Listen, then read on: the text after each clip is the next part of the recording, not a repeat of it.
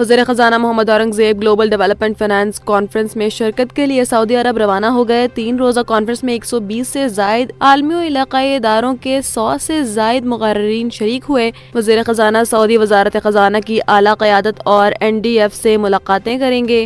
وہ climate finance تک رسائی کے موضوع پر گفتگو اور عالمی میڈیا کو انٹرویوز بھی دیں گے۔ ٹرمپ انتظامیہ نے امریکی ویزا کی درخواست گزاروں کی گزشتہ 5 سالہ سوشل میڈیا سرگرمیوں کی جانچ کا منصوبہ تیار کر لیا۔ کسٹم اینڈ بارڈر پروٹیکشن نے اس فیصلے کا نوٹس فیڈرل رجسٹر میں لازمی طور پر شائع کر دیا۔ اگرچہ اطلاع کی تاریخ واضح نہیں، تاہم میڈیا رپورٹس کے مطابق US امیگریشن سروسز اس بات کا جائزہ لے گی کہ آیا درخواست گزار نے امریکہ مخالف، یہود مخالف یا دہشت گردی سے متعلق مواد تو شیئر نہیں کیا۔ نئے اقدام کے تحت مسافروں سے اہل خانہ کے ای میل ایڈریس، فون نمبر اور دیگر معلومات بھی طلب کی جائیں گی۔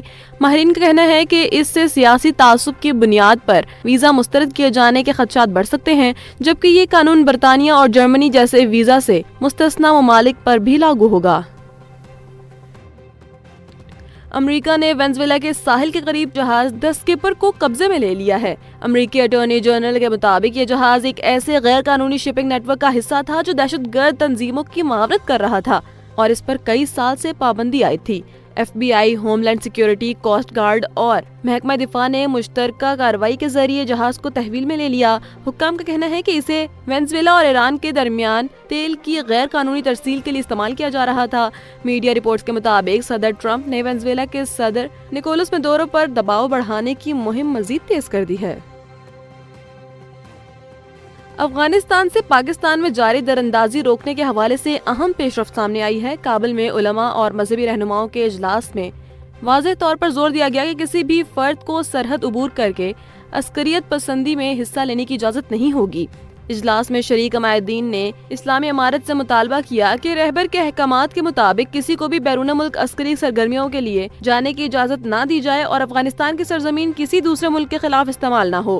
اجلاس کے موقف نے پاکستان کے دیرینہ مطالبے کی توثیق تو کر دی ہے، تاہم پاکستان کا موقف ہے کہ افغان طالبان ابھی تک سرحد پار دراندازی روکنے میں سنجیدہ اقدامات نہیں کر رہے۔ برطانوی وزیر خارجہ ایوٹ کوپر نے کہا کہ خواتین کے لیے سڑکوں اور گھروں پہ محفوظ ماحول نہ ہونے کی وجہ سے وہ روزگار اور نئے مواقع حاصل نہیں کر سکتی۔ لندن میں عالمی اتحاد آل ان کی تقریب سے خطاب کرتے ہوئے انہوں نے بتایا کہ What Works to Prevent Violence تنظیم پاکستان کے 160 اسکولوں میں نصاب کی تبدیلی پر کام کر رہی ہے۔ ایوٹ کوپر نے خواتین پر تشدد کو کبھی معمول نہ سمجھنے کی ضرورت پر زور دیا اور کہا کہ جنگ اور نئی ٹیکنالوجی بھی خواتین کے خلاف تشدد میں استعمال ہو رہی ہے۔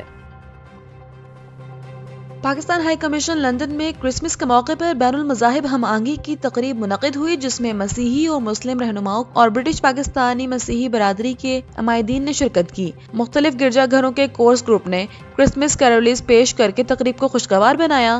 ہائی کمشنر ڈاکٹر محمد فیصل نے حضرت عیسیٰ کی تعلیمات محبت اور انسانیت کو خراج تحسین پیش کرتے ہوئے مسیحی برادری کی قومی خدمات خصوصاً ہیلتھ کیئر میں کردار کو سراہا۔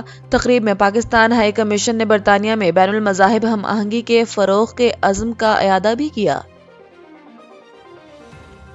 وفاقی حکومت نے توانائی شعبے کے گردشی قرضے میں نمایاں کمی کا اہم ہدف حاصل کر لیا ہے اور 659 ارب 60 کروڑ روپے کی ادائیگی مکمل کر دی ہے۔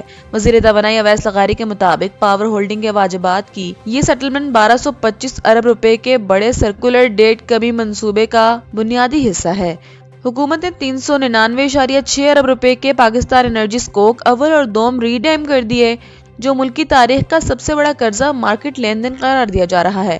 اس کے علاوہ 259.7 ارب روپے مختلف سینڈیکیٹڈ فائنانسنگ سہولتوں کے ذریعے سیٹل کیے گئے۔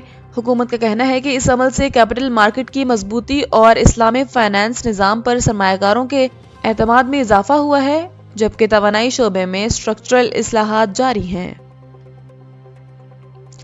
سابق سینیٹر مصطفیٰ نواز کھوکھر نے کہا کہ ایسا لگتا ہے کہ نون لیگ مذاکرات میں سنجیدہ نہیں۔ ان کے مطابق پی ٹی آئی نے محمود اچکزئی کو مکمل اختیار دے دیا ہے، جبکہ مذاکراتی عمل کا سب سے بڑا چیلنج انتشار کا خاتمہ ہے۔ انہوں نے خبردار کیا کہ گورنر راج سیاسی عمل کے لیے بڑا دھچکا ہوگا اور اس سے ہر صورت بچنا چاہیے۔